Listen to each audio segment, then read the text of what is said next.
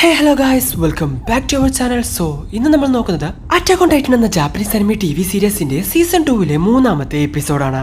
എപ്പിസോഡിലൂടെ പോകുന്നതിന് മുമ്പ് എല്ലാവരും നമ്മുടെ വീഡിയോ ഒന്ന് ലൈക്ക് ചെയ്യുക. 700 ലൈക്കാണ് നമ്മുടെ ടാർഗറ്റ്.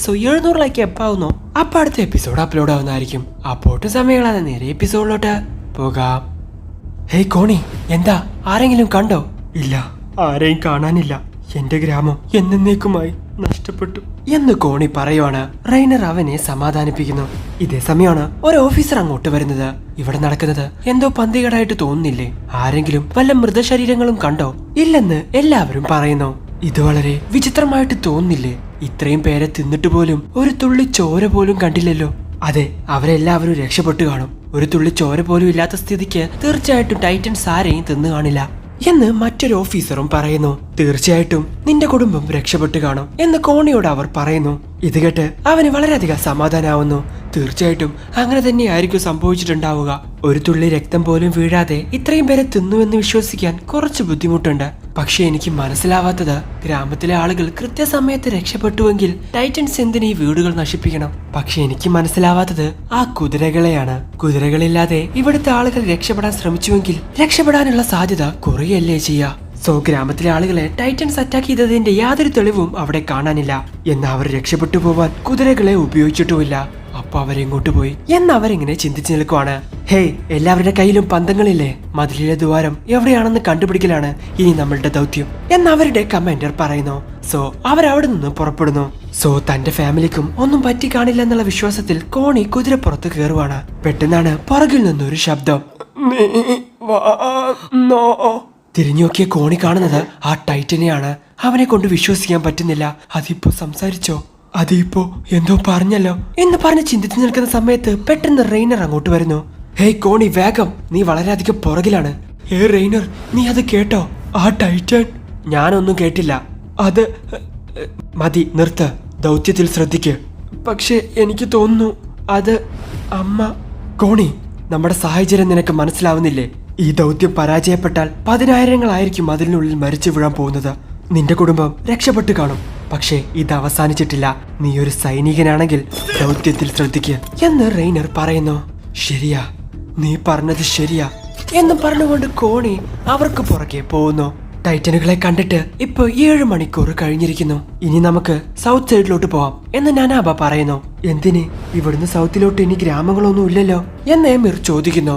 മതിലിന്റെ ദ്വാരം എവിടെയാണെന്ന് കണ്ടുപിടിക്കേണ്ടതുണ്ട്. അതുകൊണ്ട് മതിലിന്റെ അടുത്തുകൂടെ സൗത്ത് സൈഡിലോട്ട് വേണം ഇനി നമുക്ക് പോവാൻ. സൗത്ത് സൈഡിൽ മുഴുവനായിട്ടും ടൈറ്റൻസ് ആയിരിക്കും. എന്റെയും ക്രിസ്റ്റയുടെയും കയ്യിൽ വെപ്പൺസ് ഒന്നും തന്നെയില്ല. ആദ്യം അവർക്ക് ഭക്ഷണമാവാൻ പോകുന്നത് ഞങ്ങളായിരിക്കും. ഞങ്ങളെ പിന്മാറാൻ അനുവദിക്കണം എന്ന് ഏമിർ പറയുന്നു. പറ്റില്ല, വിവരം കൈമാറാൻ വേണ്ടി ഒരാളെയെങ്കിലും ആവശ്യമാണ്. നിങ്ങളുടെ വികാരം ഞങ്ങൾക്ക് മനസ്സിലാവും. പക്ഷേ സൈനികരെന്ന നിലയിൽ ഇത് നിങ്ങളുടെ കടമയാണ് എന്ന് നാനാബ പറയുന്നു. അങ്ങനെ അവർ മുന്നോട്ട് തന്നെ പോയിക്കൊണ്ടിരിക്കുകയാണ്. എമിർ, എന്നെ കൊണ്ട് ആവുന്നതിന്റെ പരമാവധി എനിക്കിവിടെ ചെയ്യണം. അതിനുവേണ്ടി തന്നെയാണ് ഞാൻ സർവേ കോപ്സിൽ ചേർന്നതും. പക്ഷേ നിനക്ക് അങ്ങനെയല്ലല്ലോ. സർവേ കോപ്സിൽ ചേർന്നത് ഞാൻ. പിന്നെ നിനക്ക് വേണ്ടിയാണോ ഞാൻ ചേർന്നത്? പിന്നെ എന്തിനാണ് മിലിറ്ററി പോലീസിൽ ഞാൻ ചേരാൻ വേണ്ടി നീ എന്നെ നിർബന്ധിച്ചു. അതിനായി നീ നിന്റെ സ്ഥാനവും ഒഴിഞ്ഞു വന്നു. ആദ്യത്തെ 10 പേരിൽ എത്താനുള്ള കഴിവൊന്നും എനിക്കില്ലെന്ന് എനിക്കറിയാം. ആ സ്ഥാനത്തിന് അർഹ നീയാണെന്ന് എല്ലാവർക്കും അറിയാം. എങ്ങനെയാണ് നീ അത് ചെയ്തതെന്ന് എനിക്കറിയില്ല. പക്ഷെ എന്തിനാണ് നീ എനിക്ക് വേണ്ടി ഇത്രയും ചെയ്തത്? എന്റെ കുടുംബവുമായി ഇതിന് വല്ല ബന്ധവുണ്ടോ എന്ന് ക്രിസ്റ്റ ചോദിക്കുന്നു. ആ ഉണ്ട്. എന്തേ ക്രിസ്റ്റ, നീ ടെൻഷൻ അടിക്കേണ്ട ആവശ്യമില്ല. ഞാൻ ജീവിക്കുന്നത് എന്റെ സ്വന്തമായിട്ടുള്ള കാരണങ്ങൾക്ക് വേണ്ടിയാണ് എന്ന് ഏമിർ പറയുന്നു. ഓ ഭാഗ്യം, സമാധാനമായി എന്ന് ക്രിസ്റ്റയും പറയുന്നു. ഇത് കേട്ട് ക്രിസ്റ്റയെ തന്നെ നോക്കിക്കൊണ്ടിരിക്കുകയാണ് ഏമിർ. പിന്നീട് ടൈറ്റനുകളെ കണ്ടതിന് ശേഷം 9 മണിക്കൂർ കഴിഞ്ഞിരിക്കുന്നു. കിഴക്ക് സൈഡിലോട്ട് പോയ ഗ്രൂപ്പിലെ ഒരു സൈനികന്റെ പുറകെ ഒരു ടൈറ്റൻ ഓടിക്കൊണ്ടിരിക്കുകയാണ്. ആ ടൈറ്റനെ ഇല്ലാതാക്കാൻ വേണ്ടി മുൻപിൽ ഒരുപാട് ബീരങ്കികളൊക്കെ കൊണ്ടുവന്ന് വെച്ചിട്ടുണ്ട്. കൃത്യസമയത്ത് തന്നെ അതിനെ ഷൂട്ട് ചെയ്യുന്നു.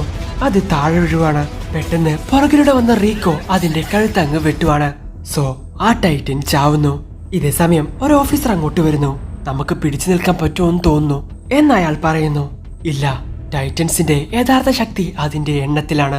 കൂട്ടമായിട്ട് അവര് വന്നു കഴിഞ്ഞാൽ നമ്മളെ കൊണ്ട് ഒന്നും ചെയ്യാൻ സാധിക്കില്ല. പക്ഷേ എന്താണെന്നറിയില്ല, എന്തോ ഒന്ന് വിചിത്രമായിരിക്കുന്നു. ക്യാപ്റ്റൻ ഹോണസ്, എന്തെങ്കിലും കുഴപ്പമുണ്ടോ എന്നൊരു ഓഫീസർ ചോദിക്കുന്നു. നമ്മളിതുവരെ ഒരു ടൈറ്റനെ പോലും കണ്ടിട്ടില്ലല്ലോ. മതിലിന്റെ ദ്വാരത്തോട്ട് അടുക്കാറായി. എന്നിട്ടും ഒന്നിനെ പോലും കണ്ടില്ല. ഇത് ഇങ്ങനെ തന്നെ തുടരുമെന്ന് നമുക്ക് പ്രതീക്ഷിക്കാം എന്ന് ഹോണസ് പറയുന്നു. പിന്നീട് നമ്മൾ കാണുന്നത് സമയം രാത്രിയായിരിക്കുന്നു. ടൈറ്റൻസിനെ കണ്ടിട്ട് ഇപ്പൊ ഏകദേശം 11 മണിക്കൂർ കഴിഞ്ഞിരിക്കുന്നു. കോണിയും തന്റെ കൂടെയുള്ളവരും ഒരു പന്തം കത്തിച്ച് മുന്നോട്ട് പോയിക്കൊണ്ടിരിക്കുകയാണ്.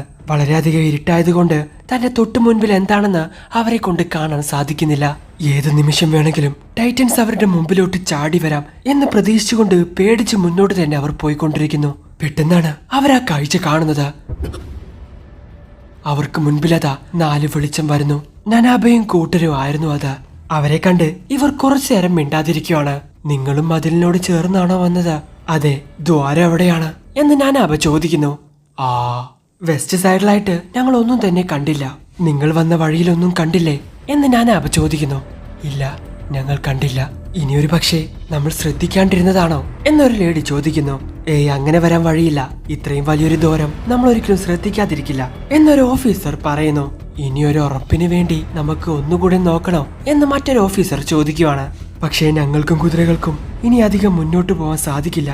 സോ അപ്പോഴാണ് കാർമേഘങ്ങളെല്ലാം മാറി ചന്ദ്രന്റെ നിലാവ് അവിടെ മൊത്തം വരുന്നത്. ആ നിലാവിൽ കുറച്ചു ദൂരെയായിട്ട് അവരൊരു കെട്ടിടം കാണുന്നു. അപ്പോഴാണ് ഒരു കാര്യം വെളിപ്പെടുത്തുന്നത്. പന്തങ്ങൾ കാണാൻ സാധാരണമാണെന്ന് തോന്നുമെങ്കിലും നിലത്ത് വീണാൽ ഒരിക്കലും ഇത് കെട്ടുപോകില്ല. ഒരുപാട് നേരം കത്തിക്കൊണ്ടിരിക്കാൻ സഹായിക്കുന്നത് കൊണ്ട് രാത്രി സമയത്തെ മിഷൻസിന് വേണ്ടി ഇത് ഒരുപാട് നേരം ഉപയോഗിക്കാറുണ്ട്. ഇത് മൊത്തം പൊളിഞ്ഞിരിക്കുവാണല്ലോ. അതെ, ശരിയാ. പക്ഷെ ഒരു രാത്രിക്കൊക്കെ ഇത് ധാരാളമാണ്. ഭാഗ്യത്തിന് നിലാവുണ്ട് ഇന്ന്. സോ അന്ന് രാത്രി അവിടെ തങ്ങാൻ വേണ്ടി അവർ തീരുമാനിക്കുന്നു. ഹേയ് ഹാൻജി, ഒരു കല്ല് കൊണ്ട് കളിക്കാൻ മാത്രം നിനക്ക് അത്രയും ബോറടിച്ചിരിക്കുവാണോ എന്ന് ലീവായി അവളോട് ചോദിക്കുന്നു. ഇതൊരു സാധാരണ കല്ലല്ല. ആ ഫീമെയിൽ ടൈറ്റന്റെ ഹാർഡനിങ് എന്ന ടെക്നിക്കിൽ നിന്നും ഉണ്ടായ ആ ക്രിസ്റ്റലിന്റെ സാമ്പിൾസ് ആണ്. അത് ആവിയായി പോയില്ലേ എന്ന് ആർമിൻ അവളോട് ചോദിക്കുന്നു. ഇല്ല, ആനി തിരിച്ച് മനുഷ്യനായി മാറിയിട്ടും ഇത് ശരീരത്തിൽ നിന്നും അടർന്നു വീണിട്ടും ഇത് ആവിയായതുമില്ല, അപ്രത്യക്ഷമായതുമില്ല. അപ്പോ തൊട്ടുള്ള എന്റെ വളരെ വലിയൊരു സംശയമാണ്. അങ്ങനെയാണ് മതിലിന്റെയും ഇതിന്റെയും സാമ്പിൾസ് ഞാൻ പരിശോധിച്ചത്. രണ്ടിന്റെയും ഘടന ഓൾമോസ്റ്റ് സെയിം ആണ്.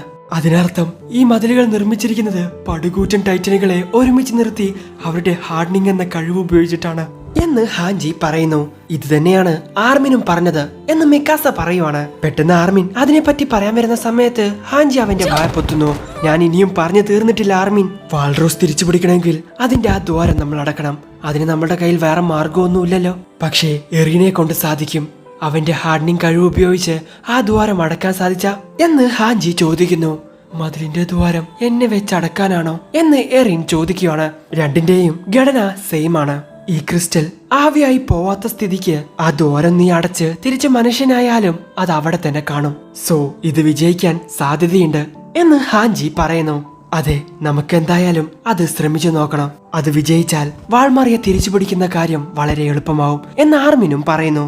നമ്മളുടെ ഇപ്പോഴത്തെ പ്ലാൻ അനുസരിച്ച് മുന്നോട്ട് പോവുകയാണെങ്കിൽ നമുക്ക് ഒരുപാട് സാധനങ്ങൾ ആവശ്യമാണ്. പക്ഷേ നമ്മുടെ കൂടെ ചരക്ക് കൊണ്ടുപോകുന്നില്ലെങ്കിൽ വിചാരിച്ചതിലും പെട്ടെന്ന് സിഗാക്ഷിന നഗരത്തിലോട്ട് എത്താൻ സാധിക്കും. മാത്രമല്ല, ഇതൊക്കെ നമുക്ക് രാത്രി ചെയ്താലോ എന്ന് ആർമിൻ ചോദിക്കുന്നു. ടൈറ്റനുകൾക്ക് അനങ്ങാൻ സാധിക്കാത്ത രാത്രിയിൽ. മനസ്സിലായി. നമ്മൾ വളരെ കുറച്ചു പേരുള്ളെങ്കിൽ ഒറ്റ കുതിപ്പിൽ നമുക്ക് ആ ഗ്രാമത്തിലോട്ട് എത്താൻ സാധിക്കും. നമ്മുടെ അവസ്ഥ ഇനി ഇതിലും മോശമാവാനില്ല. എന്നാലും പ്രതീക്ഷയുടെ ഒരു അംശം ബാക്കിയുണ്ട് എന്ന് ഹാൻജി പറയുന്നു. അതെ, പക്ഷേ ഇതെല്ലാം എറിന ദ്വാരം അടക്കാൻ പറ്റുമോ ഇല്ലയോ എന്നതിനെ ആശ്രയിച്ചാണ് ഇരിക്കുന്നത് എന്ന് പറയാണ് ആർമിൻ. ഇതിന് ഉത്തരം തരാൻ നിനക്ക് ബുദ്ധിമുട്ടാണെന്നറിയാം.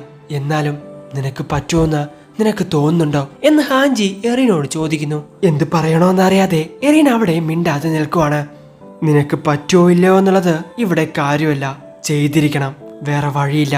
ഇങ്ങനെ ഒരു അവസ്ഥയിൽ നിന്റെ ബെസ്റ്റ് നീ കൊടുത്തേ പറ്റൂ, നമ്മുടെ സൈനികർക്ക് വേണ്ടി. അതുകൊണ്ട് നീ ചെയ്തിരിക്കണം എന്ന് ക്യാപ്റ്റൻ ലീവായി അവനോട് പറയുന്നു. സാർ, എന്ത് വില കൊടുത്തും ആ ദ്വാരം ഞാൻ അടച്ചിരിക്കും. എന്ത് വില കൊടുത്തും. അപ്പോഴാണ് അവൻ ആ ദ്വാരത്തെ പറ്റിയും അവന്റെ ആ വീടിനെ പറ്റിയും വീടിനകത്തുള്ള ബേസ്മെന്റിനെ പറ്റിയും ആലോചിക്കുന്നത്. അച്ഛൻ പറഞ്ഞതെല്ലാം സത്യമാണെങ്കിൽ എല്ലാത്തിനുമുള്ള ഉത്തരം ആ ബേസ്മെന്റിൽ കാണും. ഇതേ സമയം തന്നെ അവർ എർമിസ് നഗരത്തിലോട്ട് എത്തുവാണ്. അവിടെ എത്തിയ പാസ്റ്റർ നിക്ക് കാണുന്നത് അവിടുത്തെ ആളുകൾ മൊത്തം ഉള്ളിലെ മതിലുകളിലോട്ട് പലായനം ചെയ്തുകൊണ്ടിരിക്കുന്നതാണ്. ടൈറ്റൻസ് വരുന്നതിന് മുൻപ് തന്റെ വീടും നാടും എല്ലാം വിട്ട് അവിടെയുള്ള ജനങ്ങൾ തെരുവിലോട്ട് ഇറങ്ങുവാണ്. കൊച്ചു കുട്ടികൾ പോലും അവിടെ നിൽക്കുന്നുണ്ട്. ഇതൊക്കെ കണ്ട് പാസ്റ്റർ നിക്ക് അവരെ തന്നെ നോക്കി നിൽക്കുവാണ്. എല്ലാം നഷ്ടപ്പെട്ടവരുടെ മുഖത്തോട്ട് നീ ശരിക്കും ഒന്ന് നോക്ക്. നീയും നിന്റെ ആൾക്കാരും കാരണമാണ് ഇവർക്കിപ്പോ ഈ ഗതി വന്നത്. നിന്റെ സഭയുടെ ഇഷ്ടങ്ങൾ പോലെ നടന്ന് ടൈറ്റനുകൾ മതിലിന്റെ ഉള്ളിലോട്ട് ഇടിച്ചു കയറിയാൽ നമ്മളെല്ലാം അവരുടെ വൃത്തികെട്ട വായയിലും വയറ്റിലും കടന്ന് നരകിച്ച് മരിക്കേണ്ടി വരും. മനുഷ്യരെല്ലാവരും ഒന്നിക്കുന്നത് അവരുടെ വയറ്റിൽ വെച്ചായിരിക്കും എന്ന് ലീവായി പറയുന്നു. പിന്നീട് നമ്മൾ കാണുന്നത് എറിനെയും ഹാൻജിനെയും ആണ്. എറിഞ്ഞിച്ച് കഴിഞ്ഞു കഴിഞ്ഞാൽ പിന്നെ മുഴുവനായിട്ടും ടൈറ്റൻസ് അധീന മേഖലയാണ് എന്ന് പറഞ്ഞ് അവരവിടെ നിന്ന് പോവാൻ വേണ്ടി തയ്യാറെടുക്കുവാണ്. അപ്പോഴാണ് പാസ്റ്റർ നീക്കും ലീവൈ അങ്ങോട്ട് വരുന്നത്.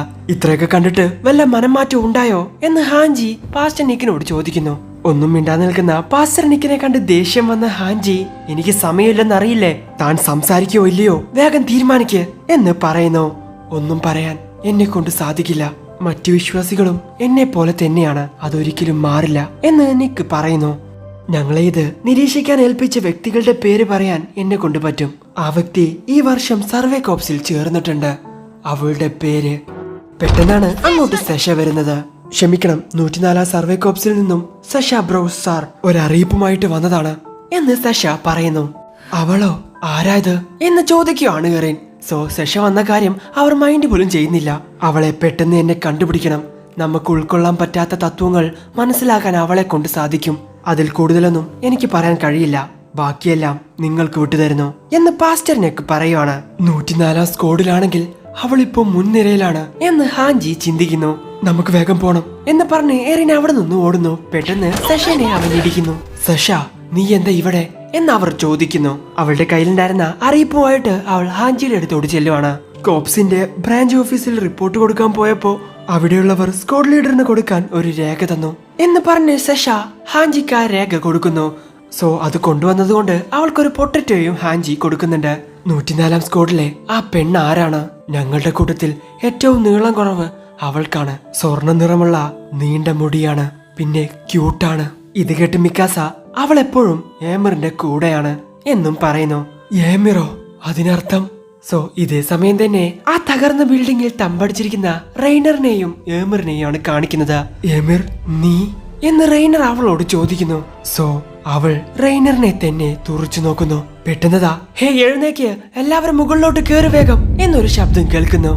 മുകളിലോട്ട് കയറി അവർ കാണുന്നത് അവർക്ക് ചുറ്റും ഒരുപാട് ടൈറ്റൻസ് നിൽക്കുന്നതാണ്. ഇവിടെ മുഴുവൻ ഇരുട്ടായിരുന്നു, ഇപ്പോഴാണ് നിലാവിന്റെ വെളിച്ചം വന്നത് എന്നൊരു ഓഫീസർ പറയുന്നു. എങ്ങനെയാണ് അവർക്ക് അനങ്ങാൻ സാധിക്കുന്നത്? സൂര്യൻ അസ്തമിച്ചിട്ട് ഒരുപാട് നേരമായില്ലേ എന്ന് മറ്റൊരു ഓഫീസറും ചോദിക്കുന്നു. അപ്പോഴാണ് അവർ ആ കാഴ്ച കാണുന്നത്.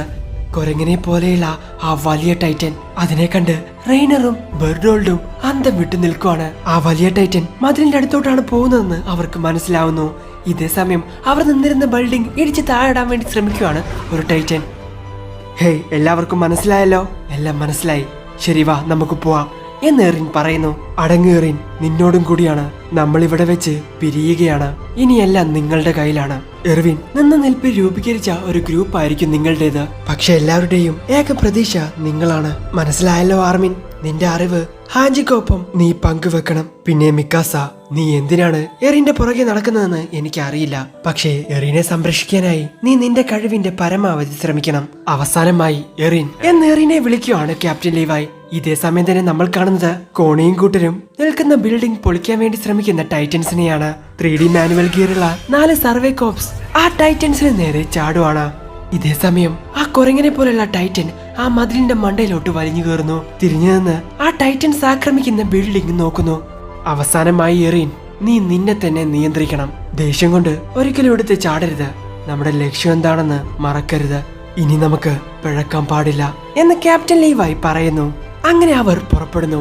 ഇവിടെ അടുത്തൊരു കോട്ടയിൽ നിന്ന് കഴിഞ്ഞാൽ മതിലുകൾ കാണാൻ സാധിക്കും. തെക്ക് പടിഞ്ഞാറുള്ള ഒരു തകർന്ന കോട്ടയുടെ ഭാഗമാണത്. ആ കോട്ടയിലോട്ടാണ് ഇപ്പോ നമ്മൾ പോകുന്നത് എന്ന് ഹാൻജി പറയുന്നു. അവിടെ വെച്ച് ഈ എപ്പിസോഡ് അവസാനിക്കുന്നു. ഇനി അങ്ങോട്ടുള്ള എപ്പിസോഡൊക്കെ ചുമ്മാ തീയായിരിക്കും, നിന്ന് കത്തും. എന്തായാലും നിങ്ങൾക്ക് ഇവിടെ ഇഷ്ടപ്പെടുന്നതായിരിക്കുന്നു. ഇഷ്ടപ്പെടുന്ന ലൈക്ക് ചെയ്യുക, ഷെയർ ചെയ്യുക, സബ്സ്ക്രൈബ് ചെയ്യുക, അത്തരത്തിലുള്ള ബെല്ലൈക്കൺ കൂടി എനേബിൾ ചെയ്യുക. അടുത്ത എപ്പിസോഡ് അടുത്ത ദിവസം വരാം. അതുവരേക്കും ബൈ.